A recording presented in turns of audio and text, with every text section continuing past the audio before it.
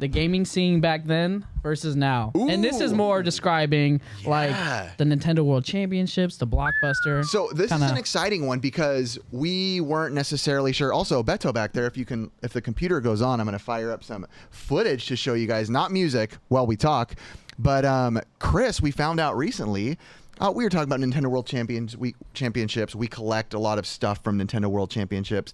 Loved the scene back then. I'll actually, look at this, boys and girls. I will put this on in the background. You were at Nintendo World Championships. Look at that hat, We found out Chris was at the Nintendo World Championships. Chris. What are you talking about? That looks like Chris a little bit. And is that Bruno Mars behind him?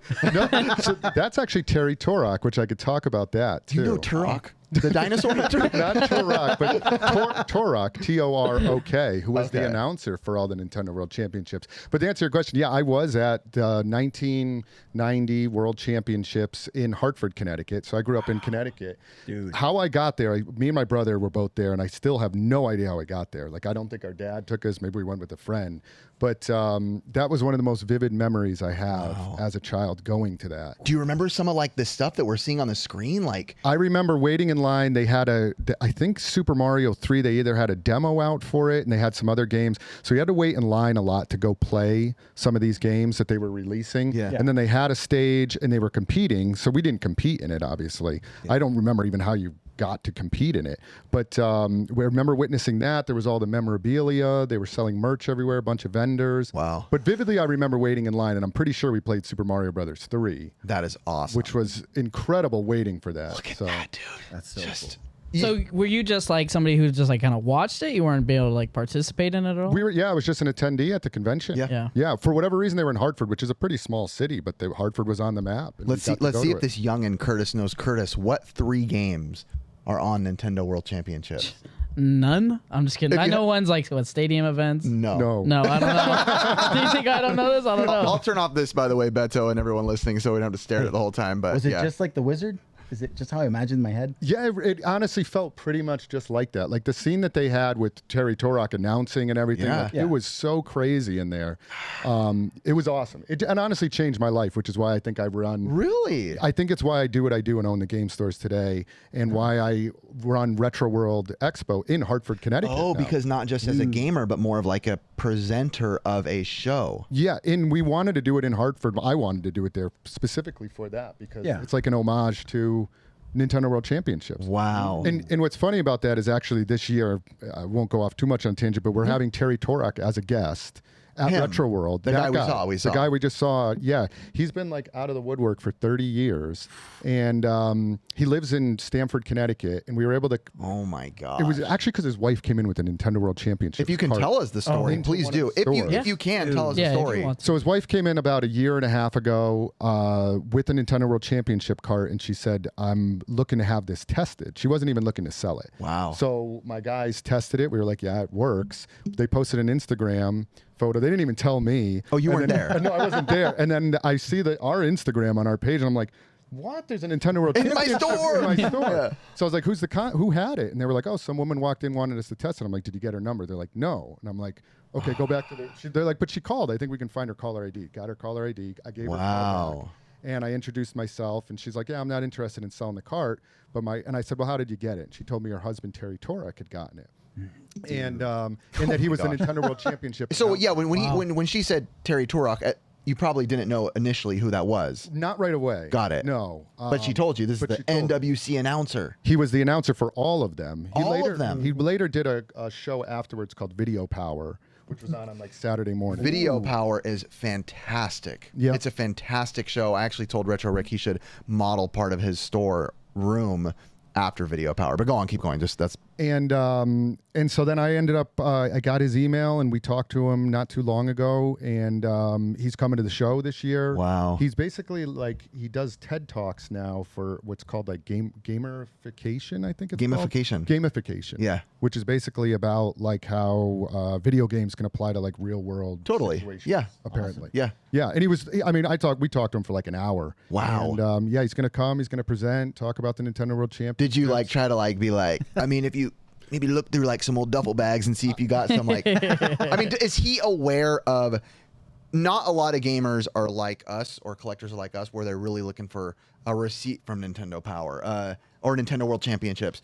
Is he aware that that's something like you're very interested in? So I didn't bring up like anything about any merchandise he might have. Okay, you weren't trying to like. No, it didn't seem appropriate. But Sleeping he broad was. ass. What? Bring it all, buddy. No, I was kind of amazed that he, like, when I started talking about how much Nintendo World Championships meant to me as a kid, that he was more or less like really surprised at that. He was like, "Oh, really? I didn't even realize that like that was such a big thing." And I was like, "I don't think you realize how big of a thing Nintendo World Championships was for a lot of people, not just me, and what it means to a lot of people." And he was like, "Oh, he's been, I think, just not in the scene that we're all in, and I don't think he realized like what the impact that might have had on all of us." So he didn't. I mean, I guess you told him the value of Nintendo World Championships. Do you know if that like threw them off? Like it's worth that much, or were they like, "Oh, we had an idea"? I did make an offer, which I won't say. They were like, "No, we're going to pass on that." It was a pretty substantial offer too, but they said they wanted to keep it for their kid that they have. So, but that was previous. Once we were past that, I was more interested in just having Terry come to really share his stories. I think it's an amazing story to hear him talk about what it was like to present the Nintendo World Championships for years. I mean, it's a pretty incredible job that he had. And it's crazy because too, at the time, he probably didn't realize how substantial the Nintendo World Championships would be to the Nintendo world, to the NES collecting, AVGN at this point. I mean, Pat the NES Punk, it's like become a staple. Pawn Stars, it's become like a staple of collecting, and I'm sure he didn't know that. You never know during it. He did not know at all, and nobody knew. I don't think Nintendo knew, and when it was kind of like the way he described it, it was like kind of like thrown together. You know what I mean? It wasn't like Nintendo of today, where it'd probably be put together very organized. Sure. This was early Nintendo when they were like, "Yeah, let's do this convention," and then kind of like threw something together.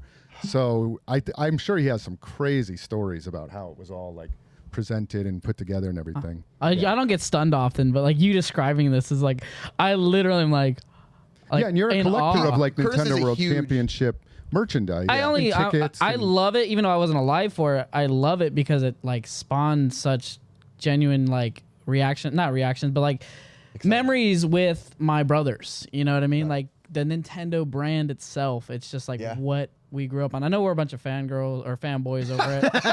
We haven't decided with me, I guess. You know what I mean? Oh my gosh! But I knew There's it, a good boys. short I right won the there. bet. I told you. But I only brought this topic up because it's like as of recent with that auction with Heritage and how collectibles are kind of growing. That whole thing was a contestant had brought basically his whole collection of Nintendo. So you're saying on Heritage, someone brought an entire Nintendo World Championships collection? As a contestant, yes. The contestant brought it to them, and a company called CAG Collectibles had pretty much protected it. Okay. And put it on Heritage as authenticated, and some of this stuff had sold for a substantial amount, and some of it didn't. But it really spawned that paper in me. I'm like, I need to save the history. He's a huge paper collector. I saw the history in it, and I was like, I missed this, and it was all last week. Even a box of Oreos with just win your way to the Nintendo World Championship sold for $586, something like that. Yeah. And it's just like, you hearing that, I'm wondering like what this guy could have had or kept. Well, branding is huge in what we do. Mm-hmm. I sent them privately the other day our group chat that Star Fox Kellogg's Nintendo 64 shirt. It's up there for like $3,000. Buy it now. It's like $7,500 or something. Yeah. But the branding, seeing like Nabisco or something was on there too, and all these branding. And for people like us, you as a paper collector, I'm a huge paper guy. Yeah, because I've been looking for a company to be able to like preserve my Nintendo World Championship certificate that's unsigned, and this company just popped up. And it was through Heritage, and I was like, what is this? Chris sends me the screenshot. He's like, look at this company in the top left. And I was like, this company does it, but they don't do it for the general public at the moment, which I'm hoping you do out there someday, CAG. But, I mean, to be able to protect Nintendo World Championship stuff or any artifact of, like, history, it's just what I hope that we can go to soon. So yeah, and obviously the cartridges are one of the most collectible things, but like the jumpsuits are super collectible. Oh, dude. Yeah, I think there was only like 50 of those. Our Apparently homie they found one. traveled. What's her name again? Linda? think you're right. Jessica. Wait, Jessica? Jessica. There was an orange and a blue one. Shout out if she's listening. So we're at the swap meet. An amazing girl we see all the time. Amazing lady. Hang out with her, talk with her. She's a hoot, as they say. And one day she comes up to Ricky and she's like, "Look what I just found at the swap meet." And it was a Nintendo World Championships jumpsuit In a pile of clothes at a flea market. and she sold it that day or something. Yeah, for like $5 something, and she probably could have got more. I had talked with some other collectors. There's collectors of those. There's only apparently like 50 of them. 50 blue, I think, and 50 orange. She had the She had orange. the orange. Yeah, and they traveled around to the different shows. They were worn by the staff. Yeah. I forget which one was which. But yes, that I think what she sold it for, which was a couple $1,000s, which I'm sure she was happy with, was probably way undervalued. I've heard they've gone for like 10 grand, those things.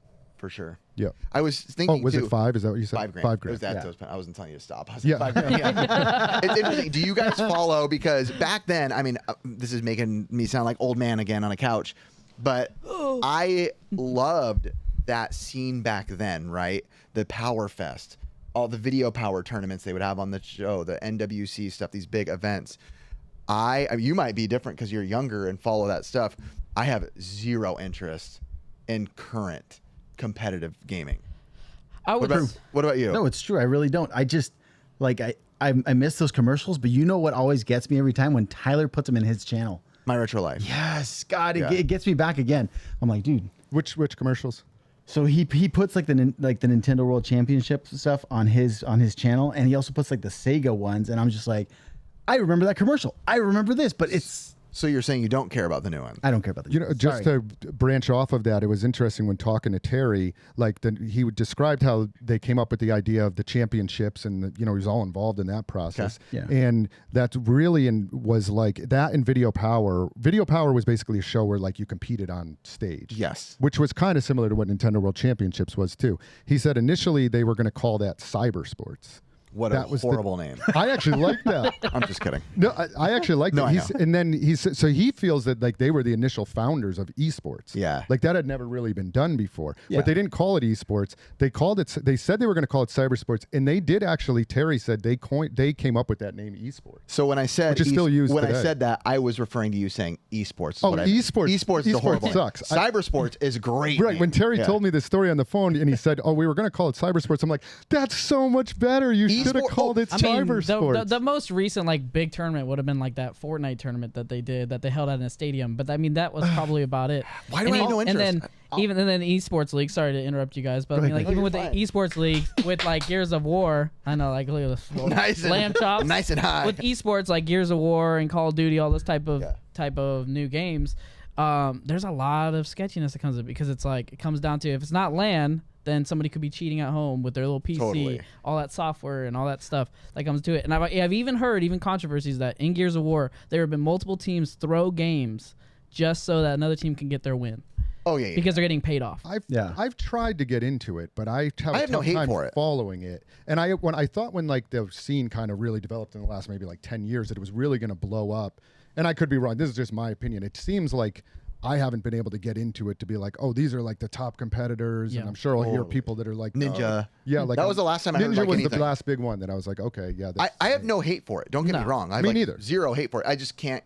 I don't get excited for it like I was back then. The nostalgia just doesn't hit the same. Well, it's funny. My son last night went to an award show for his school for sports, and they brought my son up for football, gave him some awards.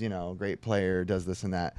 And it's interesting because my son is also on esports at that school, and my son, who is in the esports and on the team, I hope he doesn't watch this. He's gonna be embarrassed. He pretended that he had to go to the bathroom because he said he was too embarrassed to go up in front of the school for his esports award. And I was like, that's interesting because all his friends game. I convinced him to go out there. I'm like, dude, if you don't go back out there, you're going to be in trouble. Like, you need to go up there. But I was like, what were you like? I think that in his brain, he was worried that like people would, because he doesn't know what everyone else, looks like who's in it too. But I think maybe he thought like, everyone's going to be a nerd, know? Yeah. And when it was just normal kids, they're like, hey, what up? Kids yelling, screaming. If anything, I feel like they got some of the most claps. So it was interesting to see like people were super stoked on them. I'll tell you this. I do enjoy 2 games for that kind of stuff.